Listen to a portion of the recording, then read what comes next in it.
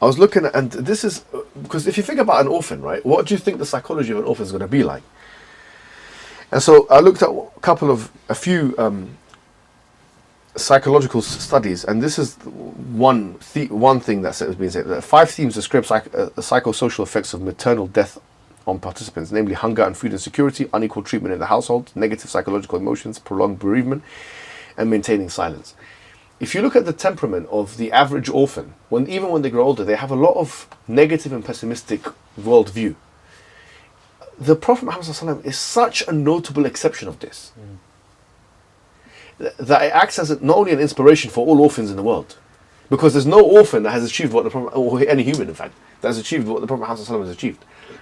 But it's against the odds, because if you're an orphan, that you are put in a position where the difficulty of being an orphan, the pathologies that you would acquire, the temperament that you would likely have, the pessimism that you likely have. But the Prophet ﷺ كان يعجبه الفأل. Actually, he used to be very optimistic. So how could it be that a man who's faced so much difficulty, whose family died, his mother died, his father died, still is able to not only be optimistic, but let that optimism permeate to an entire polity, such that it will become one of the most mighty civilizations the world has ever known. Objectively, it's not even a matter of fact. It's not even a matter of opinion. It's a fact. A man who's effectively started as an orphan. You know how they talk about rags to riches? There is no rags to riches. I'm not even saying riches. It's the wrong words to use. But there is no against the odds story that is more powerful than this story. A man who started as an orphan in the desert, his mum died and his dad died, has become one of the most, if not actually, according to them, the most influential man of all time. How many our names have Muhammad in it? Exactly. Do you know what I mean? Yeah. So what I'm saying is a shocking turnaround. It's the most inspirational thing I've ever heard in my life. It's the most inspirational thing you ever come across. There's nothing more inspiration that you're going to come across than that. And so this shows you against the odds. Okay, so another thing which we will cover, and remember this, you'll be surprised, the actual amount of hadith that relate to the Prophet ﷺ's life before the age of 40 are not that many. So we talked about the opening of this chest because it was an extraordinary event. It's been recorded. And then we have an event which the Prophet Muhammad ﷺ, he went to Syria with his uncle Abu Talib. Very similar, a very famous event in many ways, because it's mentioned in all the books of Seerah. And there are many ahadith that talk about the situation of when he went to Syria. And he met this monk, Rahib Buhaira. This particular Jewish Rahib monk called Buhaira. And there's many different hadiths, different wordings and stuff, but the story goes as follows. He went with Abu Talib and he saw this particular Rahib, this particular monk. And the monk said to him, to his uncle, he said to him, this is going to be like a prophet. And he said, how did you know? He said, because when I saw him, I saw that the clouds were sheltering him and prostrating to him, and I saw that the trees were prostrating to him. Now this is mentioned in many books. It's mentioned in the Dala'il of al-Bayhaqi and many of different places. Al-Dhahabi has some critical words to say about this particular hadith. Dhahabi, who's a student of Ibn Taymiyyah and is a very big scholar, in Sirah Alam al-Nubala in particular, in this particular book of hadith, he says, but there's some things about this particular hadith which are problematic. One more thing I should mention is that the hadith also mentioned that one of the ways that I found out that this was a prophet was that he had the seal of the prophet. So we're talking about the physical description of the prophet, which looked like an apple, and it was the back of his back. There are parts of the hadith, Al-Dhahabi said that there's problematic aspects. For example, the hadith mentioned Abu Bakr as-Siddiq, and Abu Bakr as-Siddiq he said it was 2 years between, how could he be there? It mentioned Bilal, and this was before Bilal was even it was a slave to Abu Bakr as-Siddiq, so why is he mentioning that? And then he mentions why would Al-Dhahabi is being critical here, even though by the way the asanid are sahih, surprisingly.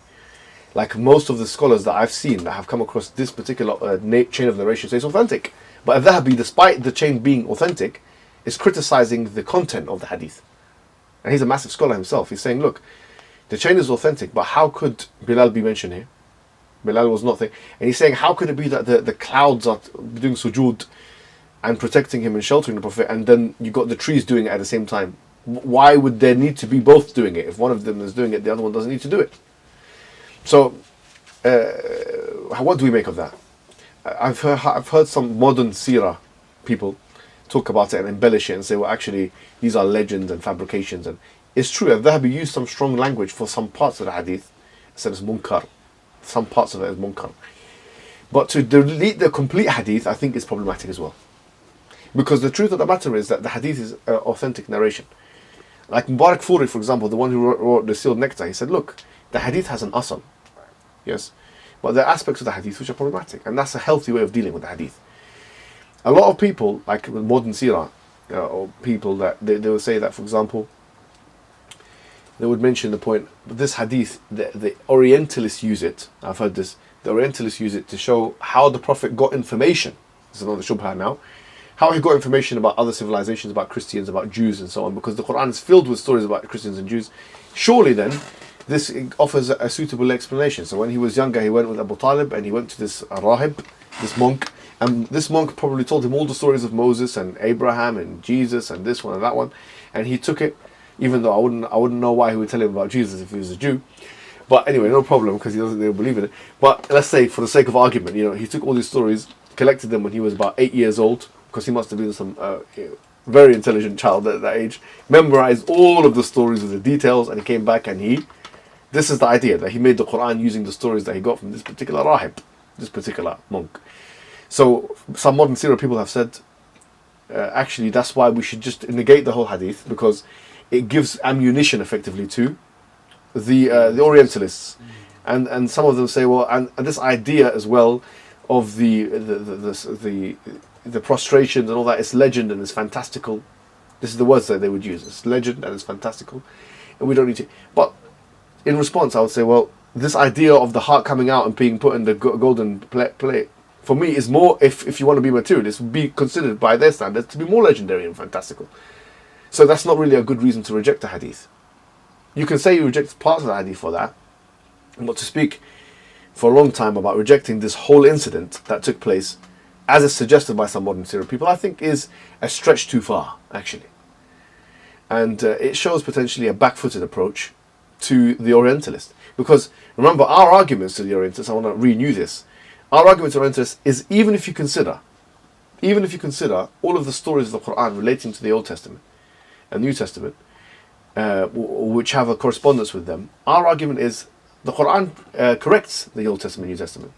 So whatever you want to say about the Quran, that the Prophet ﷺ got this information from this one or that one, it doesn't matter, because we have a correction thesis, or we have a correction argument that we're making. So whatever you want to say, even what you're saying is not correct, because the Prophet ﷺ went to Syria. If he went to Syria, how long did he stay there with the rahib anyway? I mean, he would have had to stay there for a very long time to go through all of the lessons. Every day he had lessons with his uncle sitting there, as if the uncle now has time as well, on his hands. We're all sitting there. Today we're going to be speaking about Abraham. Tomorrow we're going to speak about Ismail. The other one we're going to speak about this one, and then that one, and then we're going to go into detail. And he was 8 years old, and he retained the information. He came back and made Quran. And that assumes that the monk knows it. 30 years later, yeah, and that assumes that the monk knows everything as well. And he knows everything as well. Yeah. So, and that the monk would, divulge all this information to him for what? What's the incentive of the monk giving him all this information? A boy coming from the Arabian Peninsula, and not someone else. But the undercut to this argument anyway is the correction narrative. We say, okay, well, you've got stories in the Old Testament, we've got stories in the Quran. Our stories correct your stories. So how could, even if you say he copied, how did he know what to copy? We would always go to that argument anyway. So the point is we shouldn't reject the hadith because of the consequences of accepting it. You reject the hadith or aspects of it because of the nature of the hadith, the matan or the sanad. And the sanad is sahih according to the majority.